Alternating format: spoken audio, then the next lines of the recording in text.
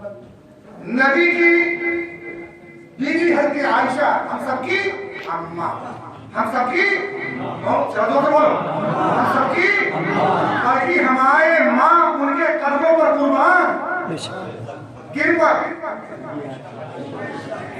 हज़रत आयशा। हमारी माँ और बहनें लोग सुने बातें छोड़ दे, बातें करने के लिए बहुत टाइम मिलेगा। मैं बहुत की बात बताने जा रहा हूँ आप लोगों को, शायद ही कभी सुना होगा आप लोगों को। हज़रत आयशा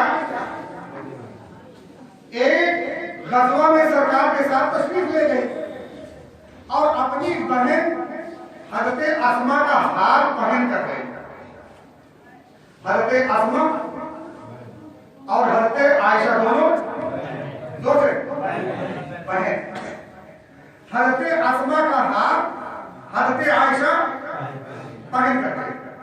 वापस हो रहे रास्ते में हज़रत आयशा किसी जरूरत के तहत जैसी जंगल में गई तो झाड़ी में वो हार उलझ गया। जब हार उलझ गया तो धागा टूट गया, मोतियां बिखर गई। हज़रत आयशा वो मोती चूल्हे में आगे बोलिए ना लग गई, मोती चुगने में मशगूल हो गए। और इधर जो कजावा था हज़रत आयशा का, बड़ी हल्की फुल्की थी, तो कजावा उठा करके ऊपर लाद दिया गया, काफिला कूच कर दिया। हज़रत आयशा पीछे नहीं बोले, अगर न सुनना चाहते तो बंद कर। हज़रत आयशा पीछे रह गई, काफिला कूच कर गया, आगे जाकर के रुका। लेकिन एक सहाबी रहते थे कि अगर कोई पीछे छूट जाए, सामान छूट जाए, आदमी छूट जाए, पीछे से लेकर के वो आए। तो एक सहाबी पीछे रह गए। जब उन्होंने देखा कि कुछ देर के बाद हमारी आयशा आई, तो उन्होंने अपने ऊंट पर बिठाया और नकेल पकड़कर पैदल चलना शुरू कर। अब जब वहां काफिला आगे रुका तो वहां पर चीनी गोलियां होनी शुरू हो गई। कहा कजावा खाली गया था, हज़रत आयशा रह गई थी, और वहां जब काफिला रुका तो वहां पर लोगों ने चीनी गोलियां, बदजबानियां, बदकलामियां, खोज कलामियां करनी शुरू कर दी। 3 गिरोह हो गए। एक गिरोह कहने लगा कि हज़रत आयशा बदचलन थी, तो उनके दिलो दिमाग में ज़हन में फतूर था, इसलिए वो साजिश के तहत पीछे रुक गई। एक काफिला जो मुनाफिकीन का था, दुश्मनों का था, वो हज़रत आयशा पर क्या लगा रहा है? किसकी बीवी है? पैगंबर की बीवी है। नत्थु बुद्धू खैराती जुराती बुखाती की नहीं है, पैगंबर की बीवी है। नबी का कलमा भी पढ़ने वाले हैं और नबी की बीवी पर इल्जाम भी लगा रहे हैं। दूसरा काफिला कहने लगा ना,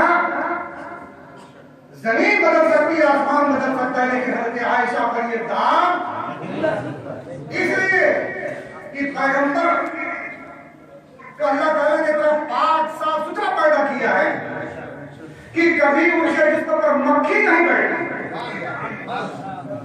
कभी उनके जिस्म पर मक्खी नहीं बैठती, उनके जिस्म का साया नहीं है। अल्लाह ताला ने आपको इतना साफ सुथरा पैदा किया।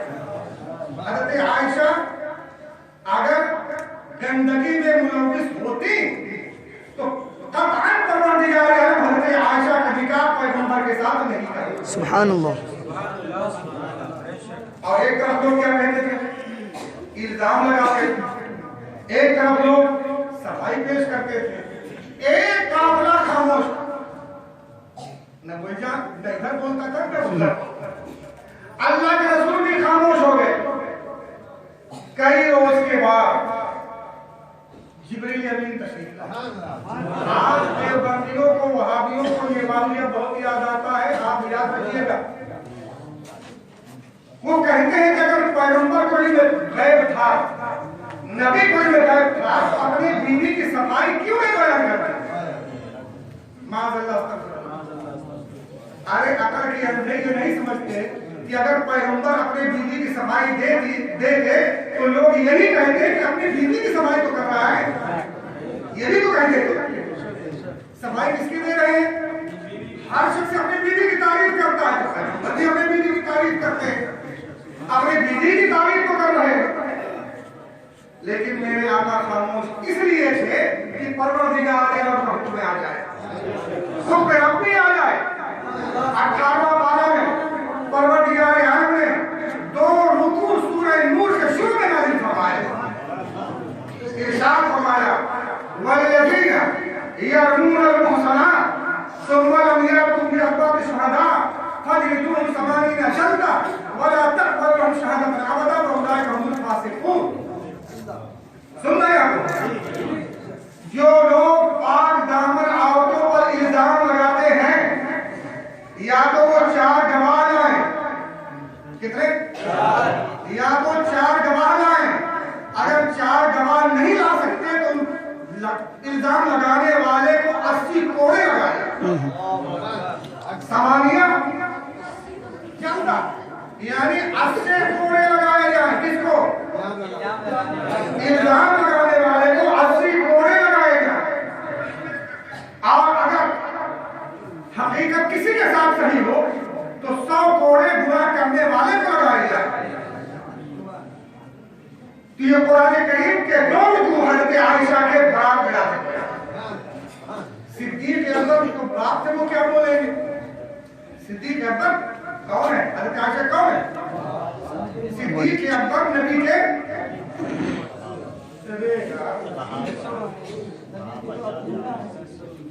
सिद्दीक अकबर नबी के क्या लगे?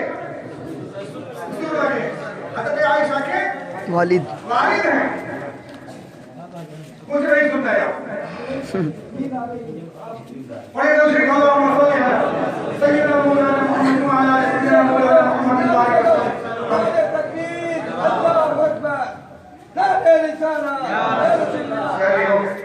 तो सिद्दीक अकबर तो बाप के को क्या बोलेंगे हज़रत आयशा की सफाई में? अगर बोलेंगे तो लोग नहीं कहेंगे कौन बोल रहा है? सफाई कौन दे रहा है? बेटी की सफाई बाप दे रहा है। इसलिए सिद्दीक अकबर खामोश थे। और फारूक आजम कहते थे या रसूल अल्लाह, परवरदिगार आलम ने आपके बदन का साया नहीं किया, इसलिए कि जब कोई चलता है तो उस साये पर किसी का पांव पड़ जाता है। तो परवरदिगार आलम ने जब ये गवारा नहीं किया कि आपके साये पर किसी का पांव पड़े, तो हज़रत आयशा गंदी की काफी निकाह थे। हज़रत अली कहते थे या रसूल अल्लाह, परवरदिगार आलम ने आपके ऊपर मक्खी बैठने से मना कर दिया, इसलिए कि मक्खी गोबर पर गंदगी पर घरात पर बैठती है, फिर उसके बाद आकर बदन पर बैठ जाती है। तो जब आपके बदन पर मक्खी नहीं बैठती थी, जुम्मा और चीला नहीं पड़ते थे, या रसूल अल्लाह, हज़रत आयशा गंदी होती तो आपके साथ निकालना। तो लोगों ने पैगंबर की बीवी को नहीं छोड़ा।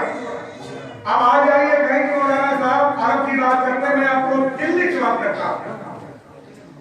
एक बुजुर्ग है जिनका नाम था बख्तियार काकी। क्या नाम था? बख्तियार काकी।